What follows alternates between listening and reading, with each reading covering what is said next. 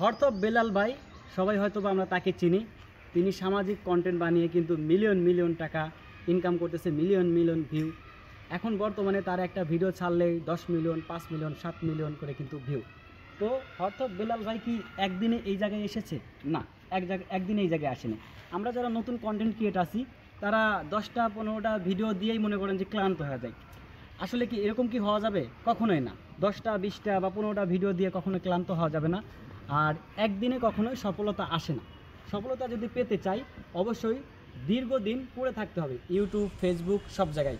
আর হরতব বেলাল ভাইকে যারা অনুসরণ করে বা ওনাকে যারা কপি করে, তারা দেখবেন যে ব্যাকগ্রাউন্ড মিউজিক ব্যবহার করারই বা কীভাবে ভিডিও ক্রিয়েট করতে হবে, কি মাইক্রোফোন ইউজ করতে হবে, এরকম। যেমন আমি কোনো মাইক্রোফোনই ইউজ করি না, আমি কিন্তু ডাইরেক্ট আমার যে ভয়েসটা হচ্ছে ডাইরেক্ট কিন্তু মোবাইলে হচ্ছে।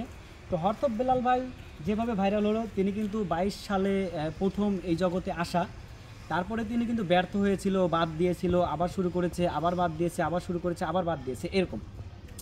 তো ইউটিউব, ফেসবুকে সফল হতে গেলে দীর্ঘদিন পড়ে থাকতে হবে, ভালো ডিভাইস লাগবে, ভালো ক্যামেরা লাগবে, আর কথা বলার ধরন, সবসময় কিন্তু কথা বলার ধরনটা ভালো লাগবে।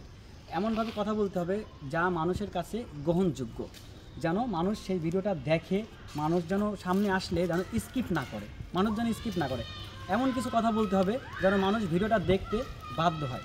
সবসময় চেষ্টা করা লাগবে কোয়ালিটিফুল ভিডিও দেওয়ার, ভালো ভিডিও দেওয়ার।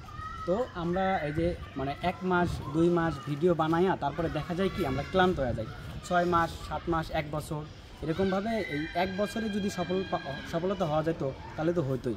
সবাই কিন্তু 1 বছর বা 6 মাসে সফল হতে পারে না, দীর্ঘদিন পড়ে থাকতে হবে, তারপরে সফলতা আসবে ইনশাল্লাহ।